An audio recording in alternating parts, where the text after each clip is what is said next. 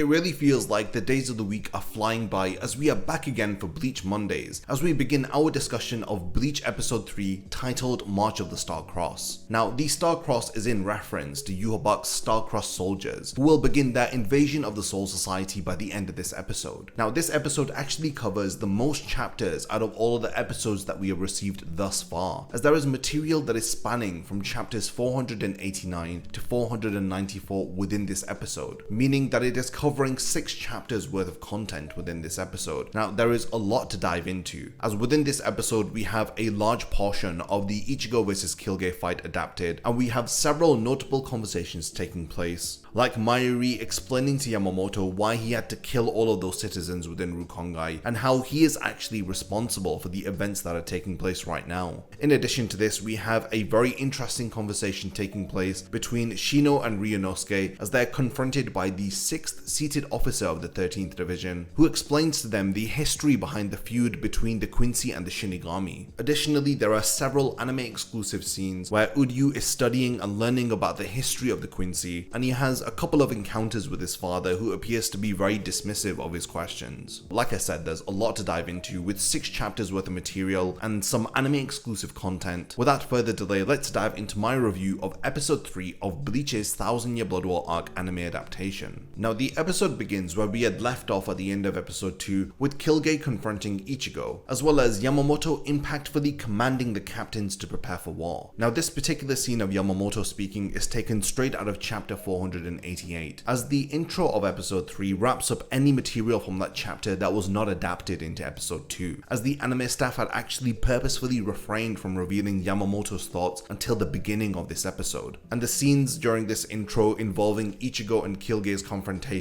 are entirely taken from chapter 489, as the episode begins by adapting new material while also finishing off any stuff left over from the last episode. Now, this appears to be an ongoing trend with the anime adaptation of the 1000 Year Blood War arc, where a lot of the scenes are chopped and changed, and the sequence of events that occur within the anime are not the same as how they had occurred within the manga. Now, this is understandable because the two mediums of anime and manga are totally different, and the anime staff clearly know what they are doing, as they are changing around some scenes in order to make the beginning or the end of an episode feel more dramatic. And I don't really mind that they are changing the sequence of events during some scenes, because ultimately they are only focusing on the pacing of the anime and how the story is being told. Like I had mentioned earlier, a large portion of this episode is dedicated to Ichigo's battle against Kilge, and you cannot help but to notice the incredible visuals once again, as we see Ichigo's impressive golden Getsuga Tensho and the blue reishi of Kilge, and this all beautifully complements the scenery and setting of Hueco Mundo, which continues to look absolutely incredible within the anime, as everything is tinted in this green and turquoise shade, which further adds to the impressive visuals of Kilge's holy form that we see later on.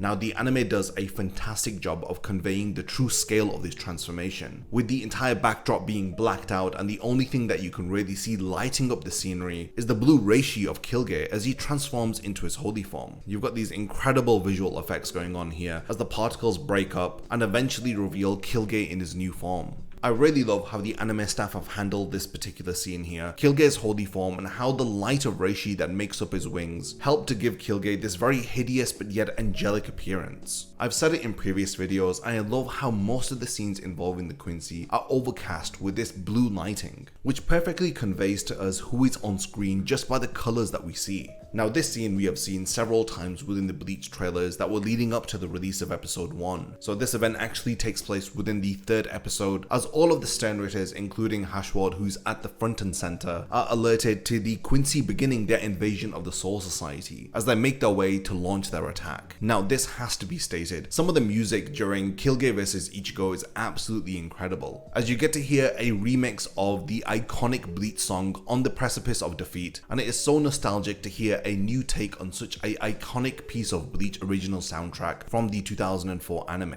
There are other instances where remixed new versions of Bleach OST play during the episode, in particular where the 3 beasts return and they confront Kilge, and I love hearing remixes of the old soundtrack mixed in with new original pieces that Shiro Sagasu has created for the 1000 Year Blood War arc. and it is such a treat to hear new life being breathed into some very iconic pieces of Bleach soundtrack, as well as Sagisu composing some incredible military and war sounds for the Quincy, and how he has given them a marching or trumpeting sound, really emphasizing the military nature of the Quincy and the war that is about to unfold. Now, there are actually 3 scenes involving Uryu where he is either reading a book or speaking to Ryuken. The first is a scene where Uryu is reading a book and Ryuken appears, asking what he is doing within his library, as Uryu explains what is going on within the Soul Society and Hueco Mundo, as they are being attacked by the Quincy. Ryuken tries to ignore and dismiss him, but Uryu insists that his father listened to him, but Ryuken ignores him by just telling him that it's a private matter. After this, we are introduced to the 6th seated officer of the 13th Division, Kajomaru,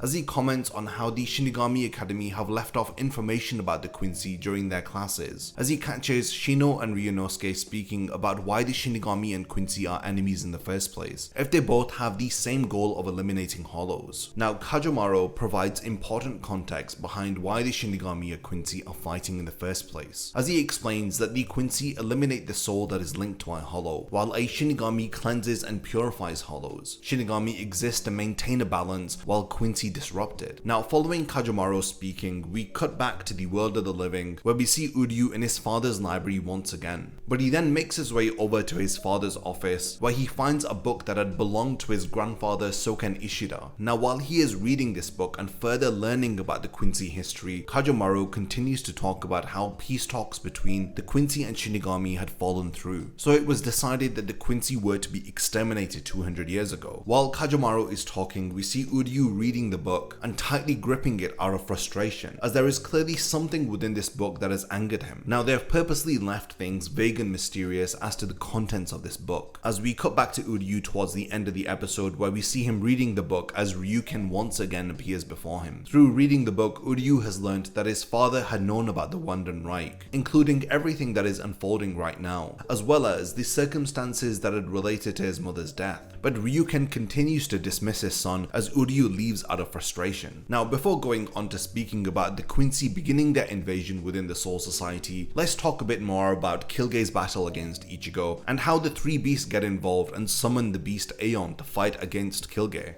Now, Kilge's absolute subordination reishi absorbing technique is excellently adapted into the anime. Now, although there is a bit of a difference between how the sequence of events actually unfold, I feel like the anime does a really nice job of streamlining this portion of their battle, as Kilge absorbs all of Aeon into himself, as he takes up this grotesque and hideous appearance that the anime does an excellent job of conveying. Now, the battle against Kilge ends off with Bankai Ichigo arriving to protect the 3 beasts Chad and Orihime, as Kilge notices that Ichigo has activated his Bankai, as Ichigo states that the disc on Kilge's head allows him to use his absolute subordination reishi absorbing technique, and all he has to do is to destroy it. And then with this shot of Urahara sensing that trouble is afoot within the Soul Society, the Quincy finally launch their invasion against the Shinigami, as pillars of reishi begin erupting all around the Serete, and several captains and lieutenants begin to mobilize for battle. Now, the end of this episode does rush through a lot of the material from chapter 494, and I'm confident that they will include this within the next episode. There's a particular scene of Rukia rushing towards the pillars of light that is cut, as she correctly assumes that at the base of each of the pillars of light the enemy will be found. There's another scene of the 3rd seated officer of the 1st Division kneeling before Yamamoto, which has no dialogue. And again, I'm confident that these moments that they have glanced over at the end of this episode will appear in the next one. And the reason why they had rushed over these moments was because they had wanted to end the episode on a very impactful note, as each of the Sternritters are revealed and we see an iconic scene where Kira is pretty much killed. The final scene of the episode is Hashwald stating that the Sternritters will now begin their purge of the Shinigami. Now, there was some people who were talking about this episode and expressing disappointment with how the animation was done during the Kilge fight. Now, personally, I didn't really have any issue with this battle. I thought some of the animation was very fluid, the visuals were very impressive, and for the most part, they faithfully adapted it straight out of the manga, aside from some cut material which just disrupts the flow of the fight, to be honest. Some of the cutscenes don't really impact the fight and just help to really streamline it altogether. Now, in my next video that I'll drop tomorrow, I'm going to be comparing this episode of the anime anime to the corresponding manga chapters, and hopefully you'll be able to better understand some of the changes that they have made, some of the content that they have cut, and some of the anime exclusive scenes that have been included within this episode. So definitely stick around by subscribing to the channel because you don't want to miss my next video on episode 3 of Bleach's 1000 Year Blood War arc. Now lastly, let me know what you thought about episode 3 March of the Star-Crossed. Were you as impressed with it as I was? Did you enjoy the exclusive scenes involving Uryu and his father? What are your thoughts about Ichigo versus Kilge thus far? Were you impressed with how they had adapted Kilge's holy form into the anime? There is a lot to discuss, so definitely continue the discussion in the comments, and I can't wait to see you in my next video releasing tomorrow, hopefully.